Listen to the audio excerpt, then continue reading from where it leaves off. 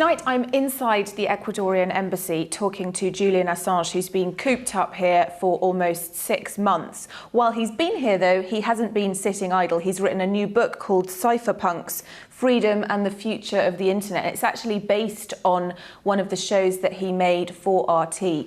Now, Julian, you're saying basically in your book that the internet can enslave us, but the internet's just a thing, right? It's a soulless a piece of equipment. Who are the real enslavers? They're the people who control the interception of the internet and to some degree also physically control the big data warehouses and the international fibre optic lines. So we all think of the internet as some kind of platonic realm where we can throw our ideas and communications and web pages and books, and they exist somewhere out there.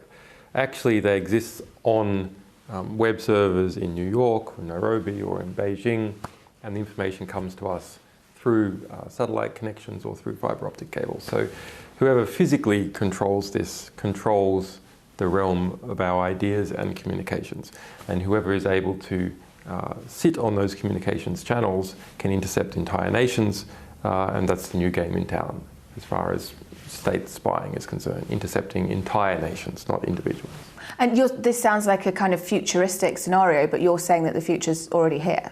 Yeah, I mean, the United States National Security Agency has been doing this for some 30, 20 years, but now it's spread to even mid-sized nations. Even Gaddafi's Libya was employing the Eagle system, which is produced by a French company, Amisys, pushed there in 2009, advertised in its internal documentation as nationwide interception system.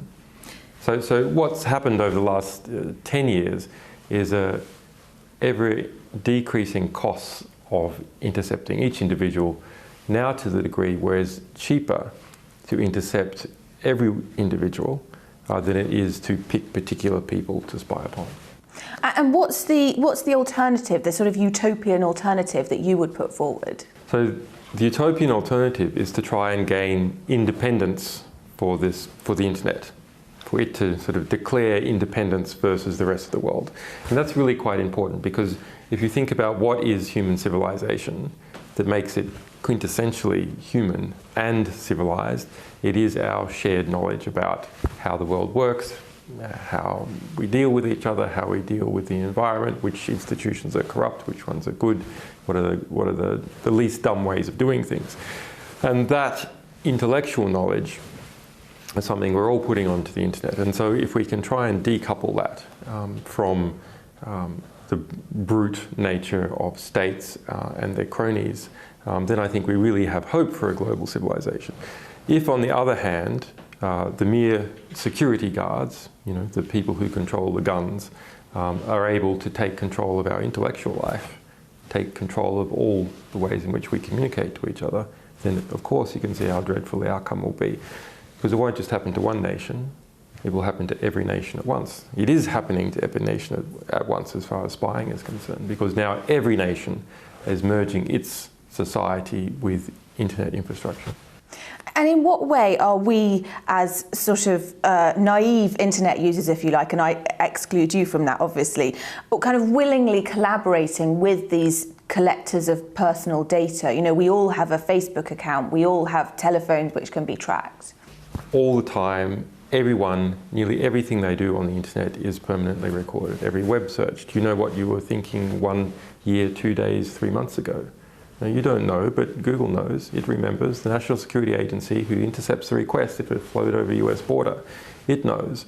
So by just communicating to our friends, by emailing each other, by updating Facebook profiles, we are informing on our friends. And friends don't inform on friends.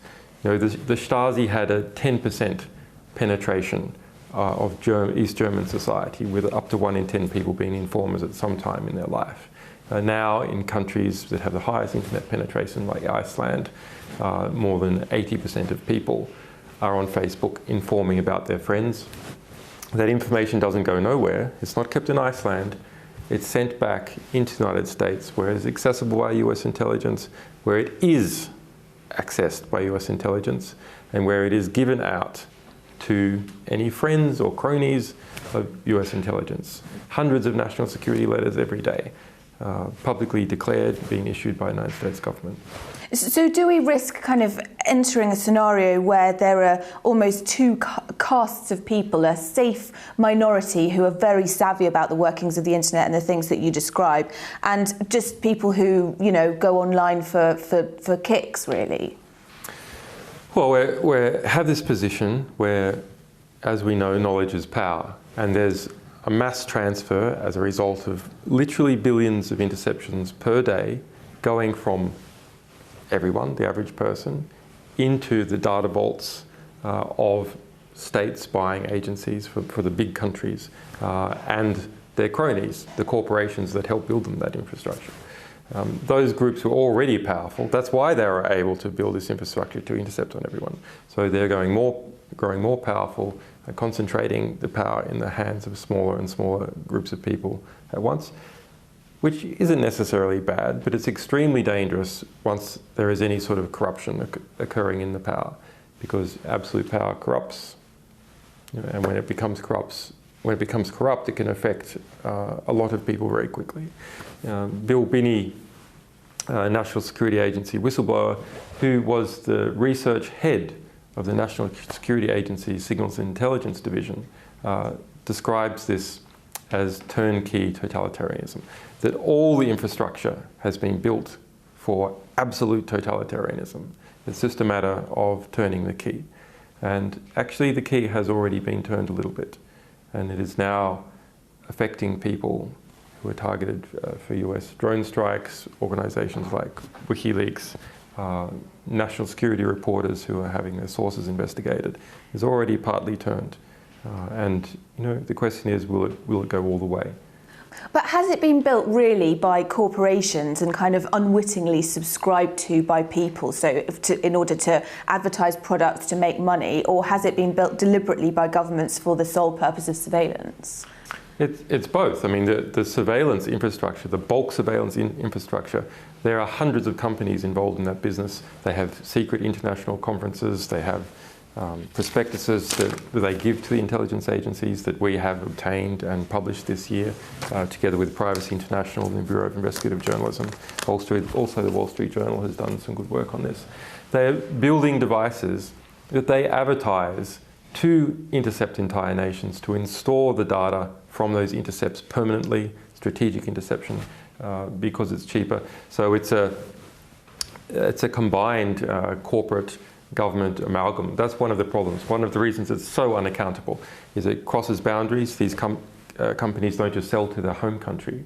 They sell to companies overseas, that the shareholdings are held in BVI, and the company might be British registered like BAE, but actually a lot of research and development is done in Sweden, etc. And then you also have Google and Facebook, who started out predominantly serving the public, but also have developed side projects to service the US intelligence complex. And individuals are constantly pushing their thoughts into Google as each thing that they want to research is pushed, their emails, and in Facebook, their social relationships. It's an undreamt of spy database. Facebook is completely undreamt of from even the worst spying nation, the richness and sophistication of relationships expressed. And willingly contributed to. Well, no, but not with informed consent. People don't actually know. When you went on Facebook, it says share this to your friends. That's what it says. It doesn't say share this to state agencies. It doesn't say share this to friends and cronies of state agencies. We're very close to, just past the second anniversary of Cablegate, and that since then, that this war on whistleblowers and this state surveillance has seemed to have got worse. Do you think that something as large as Cablegate could ever happen again, and that it would have a similar impact? Yes, hopefully next year. Right. What sort of time next year? Well, I wouldn't go into it, but hopefully earlier rather than later. I mean, do you feel that when WikiLeaks is making these releases, you're having as large an impact as you had before? Well, Cablegate is extraordinary, and we published this over a period of 12 months. It is the most significant leak, although our previous leak on the Iraq War was also 400,000 documents showing 100 over 100,000 people being killed and precisely how. That was also very significant. But yes, no one has done anything as significant as that since. But yeah, hopefully that will continue. You've obviously written this book while you've been here in the embassy, but is it affecting your ability to work, this being cooped up constantly? It's affecting my ability to meet with our people in different countries and to proselytise and things like this. But we should keep it in perspective. There are others who I have been in prison also in the past 2 years, and I know that is a much more serious condition than the one that I'm in. I'm fortunately able to give interviews and so on. So at least I have a voice. Prisoners rarely even have a voice. And why is that? Well, it's because the prison system doesn't want to permit them to complain about their conditions. And what are you going to do, Julian? You said that you won't leave the Ecuadorian embassy until the US drops any charges that any investigation against you. Are you just going to stay here forever? Well, I hope that there is enough political pressure and that the US government sees that it is destroying any goodwill that remains towards it as a result of its persecution and investigation of WikiLeaks and its associates. I think it really does have to drop the investigation. And over the past 6 months in particular, you can see the sort of the arrow of history, and the US DOJ and Eric Holder are going to end up on the wrong side of history. I don't know that they want that on their record. And you've released a statement. I think there have been reports in the media that over the last day or so that you've got a lung condition, but you've released a statement saying that that's actually not the case at all. But has this shown you what would potentially happen if you did have a health scare? Do you think that you would be able to get treatment? Well, my particular personal condition is not very interesting. Obviously, this circumstance in the embassy is difficult. And over a longer term, I suppose, could be very difficult. But I've had worse problems.